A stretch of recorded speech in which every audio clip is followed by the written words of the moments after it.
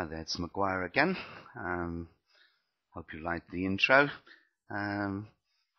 for the Making of McGuire.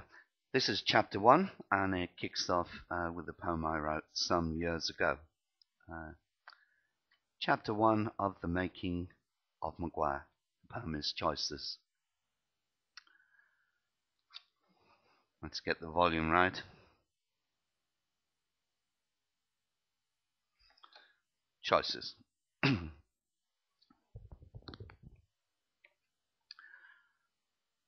One weary path to tread, short time living, long time dead. Two paths at every turn, reasoned judgments, lessons learned, each with a choice to make, well-planned outcomes, quirks of fate.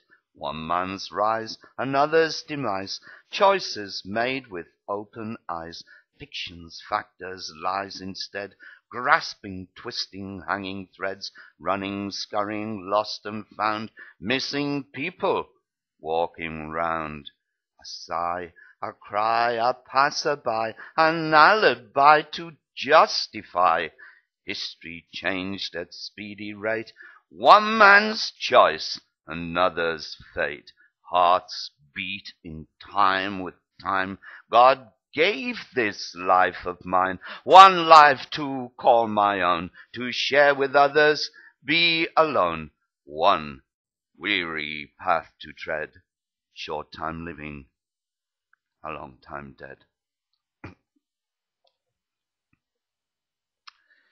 This story was instigated by Lorna Day, a stranger who came into my life, listened, helped, and cared. She is someone special whom I have grown to trust and to whom I will always be grateful. It is dedicated to my assailant, whose fateful choice changed my life forever on the night of the 27th of December, 1990. I hope one day he will read this and reflect on the choices he left me. Joey Joe McGuire. What a name! It had been assumed about a year down the line and seemed quite fitting at the time. A new name, a new future. And today he would finally realize if there were to be a future at all. This was the day he'd waited for so long to dawn. Now it was here. He felt like a condemned man awaiting his last appeal on death row. Head tucked between his shaking legs, fingers nervously grasping his short graying hair, his palms sweating profusely. He dared not sit up for fear of catching someone's eyes. 3 days and nights with no sleep. He had wanted so much to be strong, so controlled. But the truth he knew only too well. He felt frightened and vulnerable, just as it had been on so many occasions over the last 7 years. He felt isolated and alone. Joey had been living a nightmare he still thought would never end. It was September 1997, and for the last few months his mind had been running off at tangents, trying to piece together, in order, the fragments of his life and the events of recent years. It seemed incredible that one moment of madness could plunge his life into such disarray. Nights into days, months into years, Joey's hurt and anger had left deep emotional wounds which probably would never heal. Tears had flowed in torrents, but the pain was relentless. It just would not leave him. He had felt that the very foundations of his soul had been rocked and broken beyond all repair. Whatever the result on this day, there would be no absolute guarantee that Joey's life could ever return to normal. To Joey, there had only ever been 2 possible outcomes.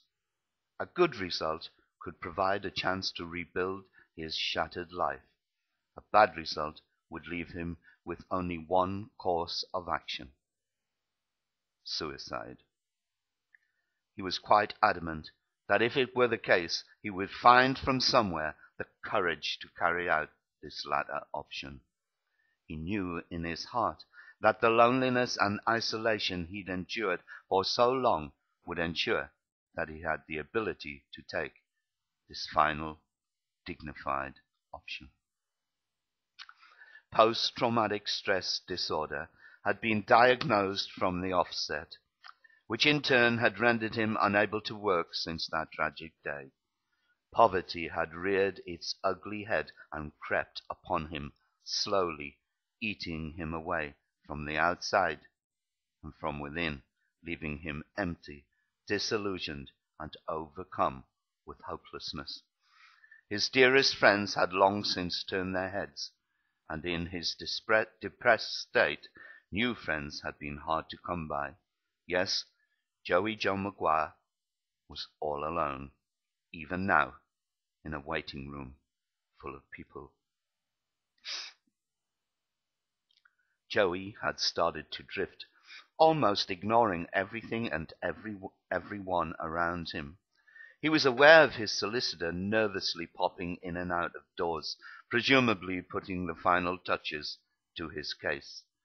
With his mind swimming in ever-increasing circles, Joey started to recollect his past. After all, he thought, his case would not be heard for quite some time, possibly not even on that day.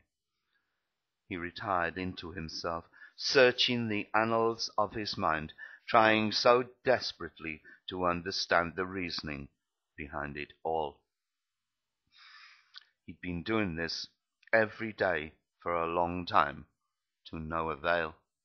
But today the answers and memories must be found, and they just had to make sense. He prayed with all his heart that he could clear his mind and be understood. Just this once.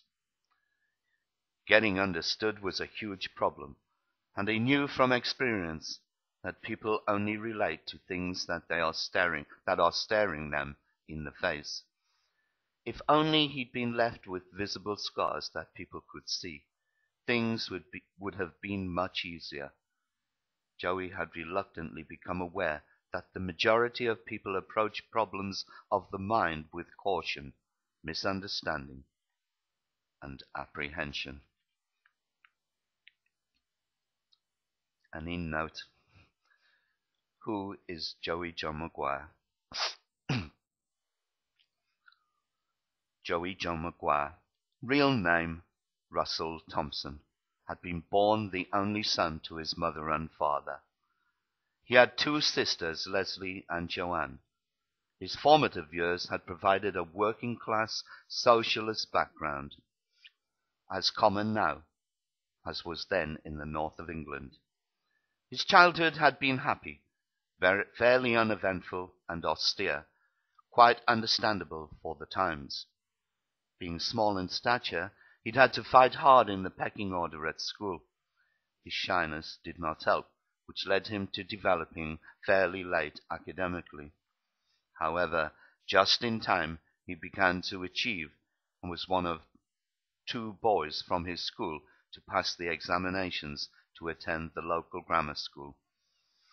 He'd never forget the look of pride from his family the day his acceptance letter came in the post, a look that he was to see on more than one occasion in his life. An average student, he had excelled in most sports. In fact, if truth were known, he spent too much time on that part of his life. His parents' marriage broke down when he was 13 years of age. A total shock to Joey, and there were 2 years of sadness before he finally ended up living with his father in the USA for a year. There were a million reasons why this turned out to be a good event in his life, least of all the opening of his mind to a brand new world. On returning to England, the bedrock of his character had been laid, and a young, confident man had emerged. He realized quickly that the Northeast would never be enough to hold him.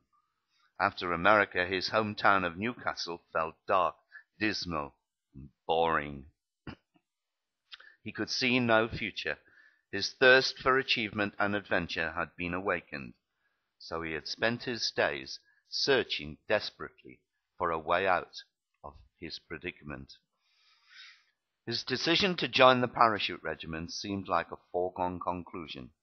He had made the first major decision of his life, for the army was to provide an experience he would draw upon for the rest of his days.